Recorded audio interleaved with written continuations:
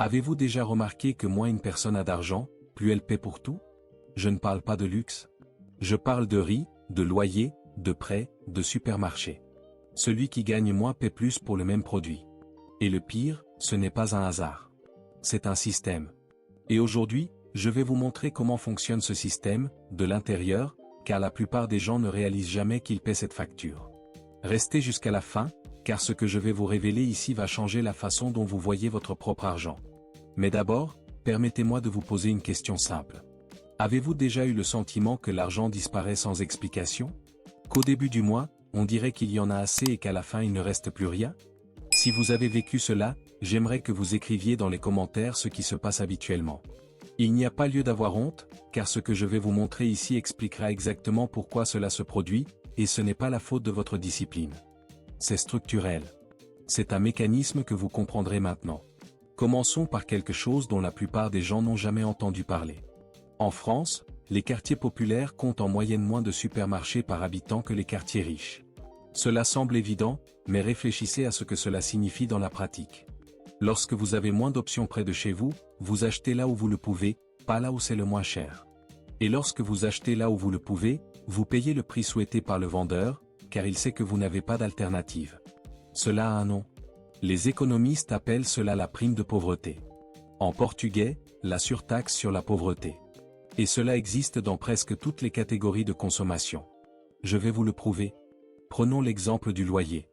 Une famille qui gagne 3 000 € par mois en région parisienne consacre, proportionnellement, une part bien plus importante de ses revenus au logement qu'une famille qui en gagne 10 000. Pourquoi? Parce que ceux qui gagnent moins n'ont pas assez de crédit pour acheter. Alors louez-le. Et le marché locatif pour les personnes à faible revenu est complètement différent de celui pour les personnes à revenus élevés. Moins d'offres, plus de demandes, des propriétaires avec plus de pouvoir de négociation. Résultat, les gens paient plus au mètre carré et vivent toujours dans des conditions pires. Cela vous semble-t-il juste? Car pour le marché, c'est parfaitement logique. Et c'est le premier point que j'aimerais que vous souligniez. Le marché n'est pas cruel. Il est neutre. Il ne déteste pas les pauvres. Il a simplement été conçu pour mieux fonctionner pour ceux qui le possèdent déjà. Celui qui possède des biens a du crédit. Celui qui a du crédit y a accès. Celui qui y a accès a le choix. Ceux qui ont le choix paient moins. C'est un cercle. Et pour entrer dans ce cercle, il faut comprendre comment il fonctionne de l'intérieur. Mais calmez-vous, car il y a quelque chose de bien plus profond derrière cela. Et c'est là que s'arrêtent la plupart des analyses. Mais la nôtre continuera. Avez-vous déjà réfléchi à la raison pour laquelle le crédit aux particuliers au Brésil, et dans une grande partie de l'Europe également, présente des taux d'intérêt beaucoup plus élevés pour ceux qui gagnent moins? Les banques disent que c'est un risque. Les personnes à faible revenu sont plus susceptibles de ne pas payer. Et mathématiquement, dans l'analyse froide d'un portefeuille, cela a un certain fondement. Mais il y a une partie de cette histoire qui ne raconte pas. Et c'est la partie qui compte. Les personnes à faible revenu n'ont pas d'antécédents de crédit solide, non pas parce qu'elles ne paient pas, mais parce qu'elles n'ont jamais eu accès au système qui crée cet historique. Elles n'avaient aucun financement étudiant. Il n'existait aucune carte avec une limite élevée. Il n'a pas de compte bancaire depuis l'âge de 18 ans avec des transactions régulières. La banque l'examine et constate l'absence de données et l'interprète comme un risque. Et il facture plus pour cela. Mais attendez. Qui a créé le système qui a supprimé cette personne de l'historique de crédit? Le même système qui facture désormais plus cher cette exclusion. Comprenez-vous la logique? La personne paie les conséquences d'une exclusion qu'elle n'a pas choisie. Et maintenant, je veux que vous réfléchissiez à ce qui suit. Connaissez-vous quelqu'un qui a payé des intérêts absurdes sur un crédit à la consommation? Ce prêt de dernière minute, ce versement de carte qui semblait être une impasse? Écrivez dans les commentaires. Aucun détail n'est nécessaire. Écrivez simplement oui ou non. Car dans les commentaires je répondrai directement, et je veux comprendre à quel moment exact de votre vie ce type de situation apparaît. Parce que mon intention ici n'est pas de vous affliger d'un problème non résolu. Mon intention est de vous donner la carte. Et la carte commence par comprendre le terrain. Retour au système. En France, il existe un phénomène très étudié appelé désert bancaire. Il s'agit de régions, notamment périphériques, où la présence des banques traditionnelles est minime. Que reste-t-il? Des agences de microcrédit proposant des taux élevés, des sociétés de leasing qui vendent des appareils électroménagers en plusieurs fois avec des intérêts cachés dans le contrat et des bureaux de change qui facturent des taux supérieurs à la moyenne à ceux qui n'ont pas de compte. Encore une fois, Ceux qui ont moins paient plus pour les services financiers de base. Ce n'est pas de la théorie. C'est la réalité de régions comme la Seine-Saint-Denis, le nord de Marseille, des quartiers entiers de Lyon et Lille, et cela sortait du champ d'action des grandes banques. Et maintenant je dois ouvrir une boucle que je fermerai plus tard. Savez-vous quelle est la vraie différence entre une personne qui peut sortir de ce cycle et une autre qui ne le peut pas? Ce n'est pas un effort. Ce n'est pas une question d'intelligence. Il existe un facteur que la plupart des gens ne considèrent jamais, et lorsque vous le comprenez, tout change. Mais allez-y, car je dois d'abord vous montrer une autre couche de ce système. Pensez au temps. La ressource la plus rare de toutes. Ceux qui ont moins d'argent consacrent plus de temps aux tâches de base. Des trajets plus longs pour se rendre au travail parce que vous habitez plus loin. Des files d'attente dans les agences car il n'y a pas d'accès numérique facile.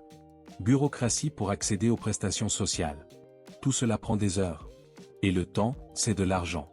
Une enquête de l'INSEE, l'Institut national de la statistique, a montré que les travailleurs à faible revenu consacrent en moyenne entre 40 et 60 minutes de plus par jour au déplacement domicile-travail que les travailleurs à revenu élevé. 40 minutes. Toute la journée. Chaque année, plus de 200 heures sont perdues sur le trajet. 200 heures qui pourraient être utilisées pour une qualification, pour un deuxième emploi, pour un repos qui augmente la productivité. Mais ce sont des heures consommées par la logique du système qui place les logements bon marché loin des pôles d'emploi. C'est le coût invisible. Vous ne le voyez pas sur le relevé bancaire, mais il est là. Et cela affecte directement la capacité à accumuler des revenus. Parce que le temps perdu dans les déplacements est un temps qui ne génère pas de retour financier. C'est une soustraction silencieuse qui se produit tous les jours, et dont personne ne tient compte lorsqu'il calcule combien coûte la vie. Maintenant, je vais parler de quelque chose qui va vous déranger. Et cela doit déranger, car cela ne dérange que ceux qui y prêtent attention. Le système de tarification dans les supermarchés populaires par rapport aux supermarchés haut de gamme. Il existe un mythe selon lequel acheter en gros, dans les magasins discount ou dans les hypermarchés de banlieue coûte moins cher. En volume, c'est parfois le cas. Mais en termes de qualité par euro dépensé, ce n'est souvent pas le cas. Ce qui se passe est le suivant. Les marques leaders du marché placent des emballages plus petits et de moindre qualité dans les chaînes de vente au détail à faible revenu. Le produit semble moins cher car il coûte moins cher en valeur absolue. Mais le prix au gramme, au ml, à l'unité est plus élevé. Les gens achètent le plus petit paquet parce qu'ils n'ont pas l'argent nécessaire pour acheter le gros d'un coup. Et à la fin du mois, vous avez dépensé plus pour consommer moins. Cela a aussi un nom technique. C'est ce que les économistes appellent une unité de prix régressive. Et elle est appliquée systématiquement dans des catégories telles que les aliments transformés, les produits de nettoyage et l'hygiène personnelle. Les mêmes marques qui vendent un paquet de 2 litres de déterge à 4 € dans un supermarché haut de gamme vendent un paquet de 500 ml à 2 € dans une chaîne populaire. Mathématiquement, ceux qui achètent premium paient 2 € le litre. Ceux qui achètent dans ce magasin populaire paient 4 € le litre. Double. Pour la même chose. Voyez-vous le modèle? À tout moment, dans chaque catégorie, il existe un mécanisme qui fait augmenter le prix réel pour ceux qui ont moins. Pas le prix de la vignette. Le vrai prix. Et la plupart des gens ne s'arrêtent jamais pour faire ce calcul. Avant de continuer, si cette vidéo vous fait penser différemment à votre argent, il est logique que vous vous abonniez à la chaîne. Parce que ce que je montre ici n'est pas du contenu de divertissement. C'est une analyse. Et si vous souhaitez continuer à recevoir ce type d'analyse, le bouton d'abonnement est là. Mais continuez à surveiller, car ce qui arrive maintenant est le point central de tout cela. Je reviens. J'ai dit que j'allais ouvrir une boucle sur ce qui différencie ceux qui quittent le cycle de ceux qui y restent. C'est ici. La différence, c'est l'information. Pas au sens évident d'éducation formelle ou de diplôme. Au sens d'information financière spécifique, contextualisée et exploitable. Celui qui comprend le fonctionnement du système de l'intérieur peut en déceler les failles. Vous pouvez utiliser les propres outils du système à votre avantage. Et ce n'est pas une théorie de la motivation. Il est opérationnel. Laissez-moi vous donner un exemple concret. En France, il existe le livret A. Un compte d'épargne garanti par l'État, sans impôt sur le revenu, avec une liquidité immédiate. Tout citoyen français a ce droit. La limite est de 1 000 €. Le taux actuel est de 2,4% par an. Ce n'est pas une fortune. Mais il est garanti, liquide et gratuit. Le problème est qu'une bonne partie des familles modestes n'utilisent pas le livret A de manière optimale, voire ont l'habitude de laisser n'importe quel montant réservé. Pourquoi? Car personne n'a jamais expliqué comment fonctionne concrètement cet instrument, quelle est la réelle différence entre celui-ci et un compte courant, et pourquoi épargner 50 € par mois modifie la trajectoire financière d'une famille en 5 ans. 50 € par mois. Dans 5 ans, au rythme actuel, vous aurez un peu plus de 3300 € d'économie, plus les revenus. Ce n'est pas de la richesse. Mais c'est une réserve qui change complètement la donne facteur de risque. Avec 3000 € économisés, vous n'avez pas besoin d'un crédit d'urgence avec des intérêts élevés en cas de panne du réfrigérateur. Vous utilisez votre réserve, achetez en espèces et évitez le piège des intérêts. Un seul événement de ce type, sur une seule année, peut représenter une réelle économie de plusieurs centaines d'euros d'intérêts qui ne sont plus payés. Mais il y a ici un point encore plus profond. Et j'ai besoin que tu restes jusqu'à la fin parce que c'est là que tout est lié. Ce qui empêche la plupart des gens de faire ce type de calcul, ce n'est pas la capacité intellectuelle. Il s'agit d'un mécanisme psychologique très spécifique, étudié par les économistes comportementaux, et qui a un impact direct sur les décisions financières de ceux qui vivent avec des revenus limités. Mais avant d'y arriver, je dois créer une couche supplémentaire. Parlons d'assurance. Saviez-vous que le marché de l'assurance fonctionne complètement différemment selon le code postal de la personne qui embauche ? En France, le code postal impacte directement la tarification de l'assurance automobile, de l'assurance habitation, ou encore de la complémentaire santé pour ceux qui contractent hors système collectif.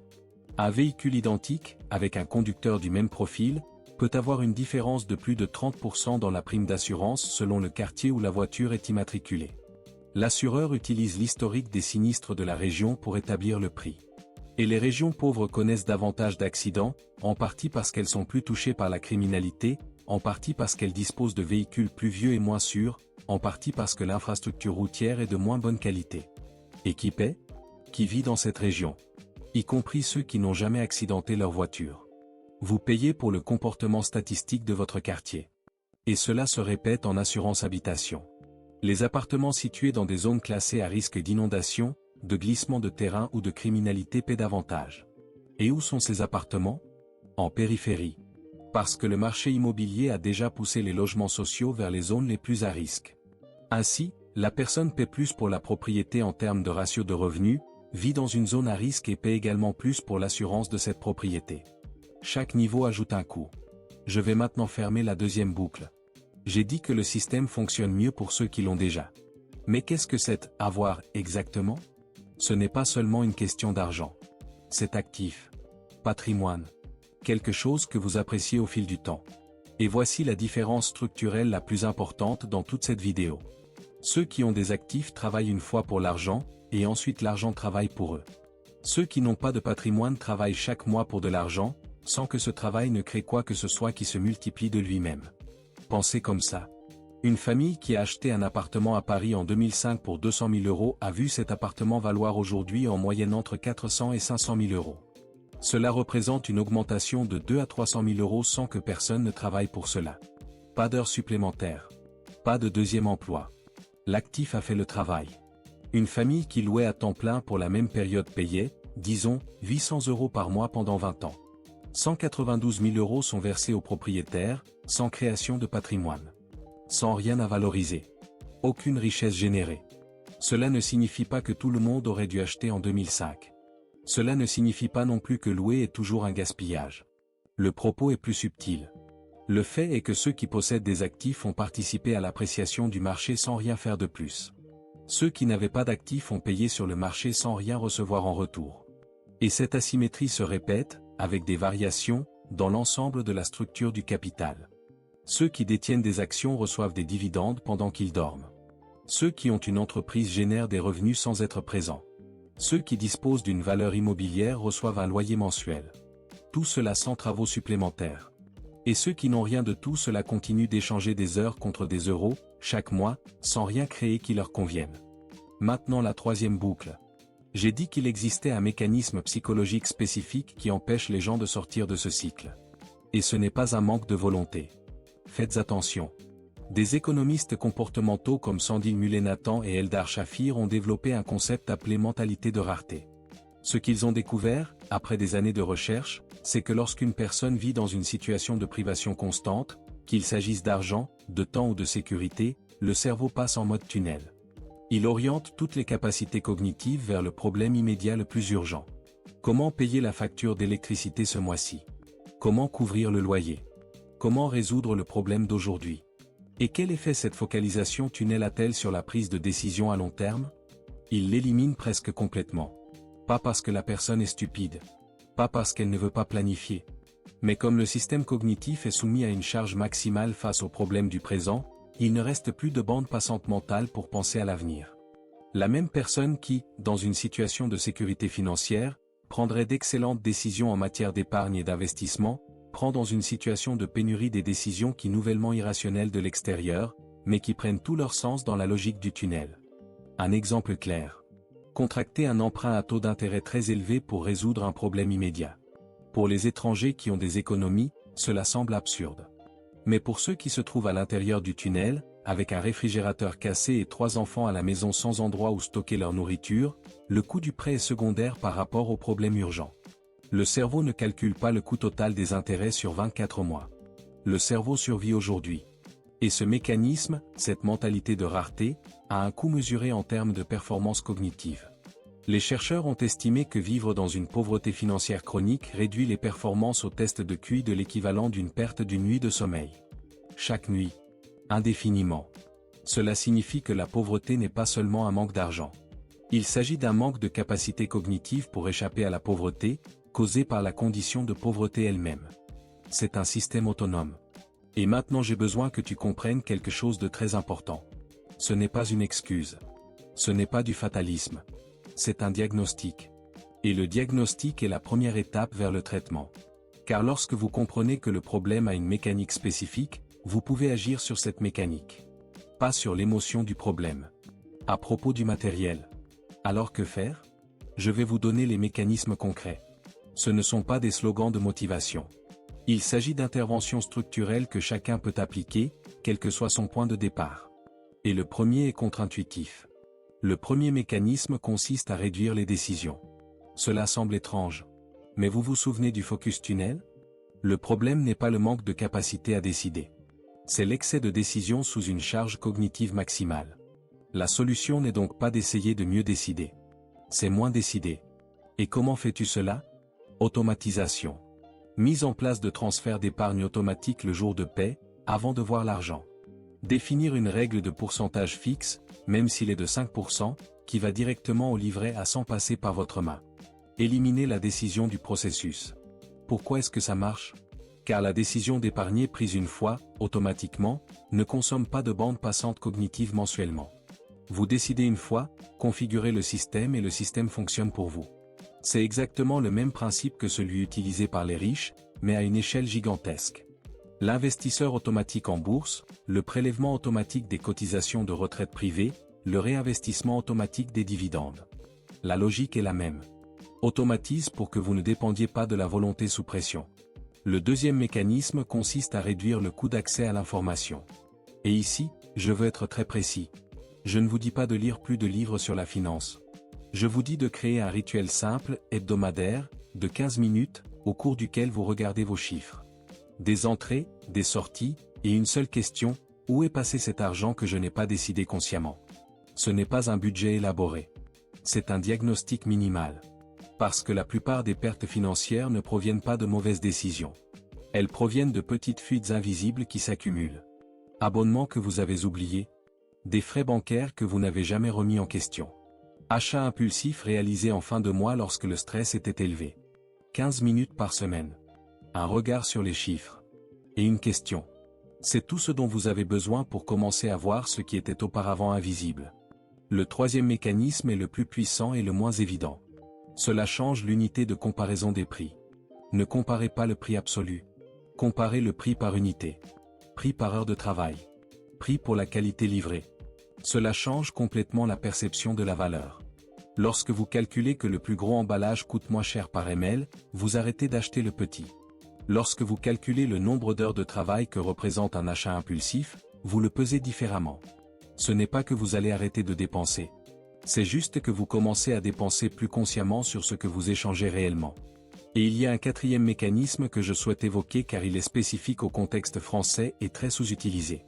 C'est l'utilisation stratégique des aides sociales. La France dispose d'un système d'aide sociale très complet mais complexe. APL alloué, prime d'activité, RSA, aide à la formation, dispositif d'accès au crédit pour les entrepreneurs modestes. Le problème est que la bureaucratie impliquée pour accéder à ces appareils est importante, et de nombreuses personnes éligibles ne postulent tout simplement pas parce qu'elles ne savent pas qu'elles y ont droit, ou parce que le processus semble trop long quand on a la tête dans le tunnel. Mais la logique financière est simple. Une APL de 2 à 3 euros par jour représente entre 60 et 90 euros par mois. En un an, entre 700 000 euros, une personne cesse de payer son loyer. Pour ceux qui perçoivent le SMIC, cela représente entre 8 et 12% de leur revenu mensuel brut. Laisser cet argent sur la table parce que la bureaucratie est ennuyeuse c'est un coût réel et mesurable. Maintenant, je vais tout connecter. Pensez à ce qui suit. Chacun des mécanismes que j'ai décrits, la prime de pauvreté, le crédit plus cher, le temps perdu dans les déplacements domicile-travail, le prix unitaire régressif, la mentalité de rareté, les avantages non accessibles, chacun d'eux séparément représente déjà une fuite. Mais lorsqu'ils se produisent tous en même temps, dans la vie d'une même personne, l'effet cumulé n'est pas une somme. C'est une multiplication. Un amplificateur d'inégalité qui opère en silence, sans que la plupart des gens se rendent compte qu'ils sont victimes d'un système et non d'un échec individuel. Et c'est là que le récit dominant échoue complètement. Le discours selon lequel la pauvreté est la conséquence de mauvais choix. Que si la personne avait fait plus d'efforts, économisé davantage, travaillé plus dur, elle serait partie. Ce récit ignore complètement la structure. Il ignore que l'effort supplémentaire de quelqu'un qui part 40 minutes plus tôt pour prendre 3 bus et arrive quand même en retard parce que les transports publics en périphérie sont précaires équivaut, en termes d'épuisement physique et mental, à bien plus que l'effort de quelqu'un qui part en voiture d'une région bien desservie par les infrastructures. Il ignore qu'économiser 10% de 1 000 euros équivaut à 100 euros par mois, et qu'économiser 10% de 3 000 euros équivaut à 300 euros. La même discipline, des résultats complètement différents en valeur absolue. Cela ne veut pas dire que l'effort individuel n'a pas d'importance. Cela signifie que l'effort individuel s'opère au sein d'une structure.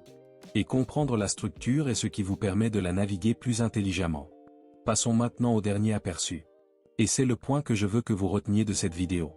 Sortir du cycle ne commence pas avec plus d'argent. Cela commence par un changement dans votre façon de voir l'argent. Plus précisément, commencez à voir le coût réel des choses, et non le prix affiché. Le coût des petits emballages par rapport aux grands emballages. Le coût du prêt d'urgence par rapport à la réserve qui empêcherait un tel prêt. Le coût du temps perdu dans les déplacements par rapport aux avantages d'un logement plus cher mais plus central. Le coût des prestations non accessibles. Lorsque vous commencez à voir le coût réel plutôt que le prix apparent, vous commencez à prendre des décisions différentes. Pas parfait. Différent. Et différentes décisions, accumulées au fil du temps, produisent différentes trajectoires. La personne qui comprend que le grand emballage est moins cher à l'unité et qui achète le grand lorsqu'elle a l'argent disponible micro-arbitre le système. Vous utilisez la logique du système à votre avantage, dans le cadre de vos conditions.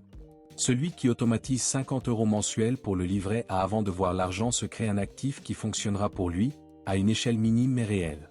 Celui qui passe 15 minutes par semaine à regarder ses chiffres réduit les fuites invisibles. Et celui qui accède aux prestations auxquelles il a droit récupère de l'argent qui lui appartient déjà, mais qui était dans un tiroir à cause de la bureaucratie.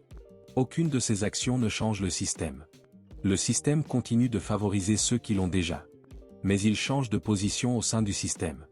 Et le changement de position au sein d'un système favorable à ceux qui possèdent des actifs est ce qui, au fil du temps, crée les conditions pour avoir des actifs. Ce n'est pas une solution aux inégalités structurelles. Ce n'est pas ce qui devrait arriver dans un système plus juste. Mais c'est ce qui fonctionne au sein du système qui existe. Et tant que tel est le système qui existe, le comprendre est plus puissant que le condamner. Je sais que ce que j'ai dit ici peut causer un certain inconfort. L'idée selon laquelle le système joue systématiquement contre ceux qui ont moins est inconfortable car elle implique que certaines difficultés financières ne sont pas des fautes individuelles. Et en même temps, reconnaître cela sans agir sur ce qui est en votre pouvoir ne résout rien non plus. Ce que je veux que vous reteniez, c'est ceci. Vous n'avez pas créé ce système. Mais vous pouvez apprendre à vous y retrouver plus intelligemment que la moyenne.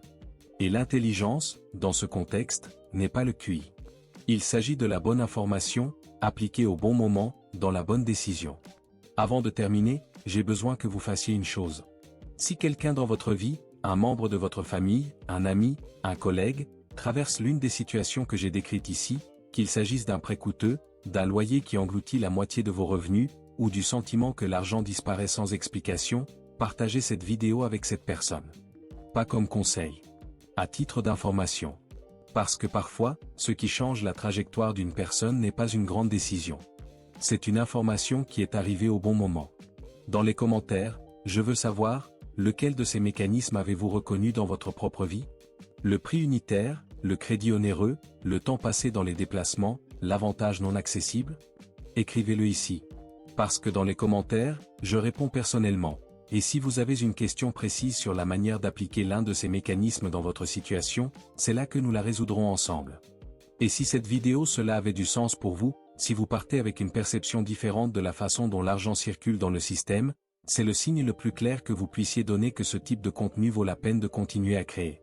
Ce n'est pas par vanité. C'est parce que l'algorithme utilise des likes pour décider à qui montrer ce type d'analyse. Et si vous souhaitez que davantage de personnes y aient accès, aimer est l'action concrète qui permet cela. La prochaine vidéo montrera quelque chose que la plupart des gens ne calculent jamais à propos du salaire minimum. Pas ce que cela représente en valeur brute. Que représente-t-il en pouvoir d'achat réel, après déduction de tous les coûts invisibles que j'ai montrés aujourd'hui? Et les chiffres sont bien plus intéressants qu'on ne le pense. Restez à l'écoute.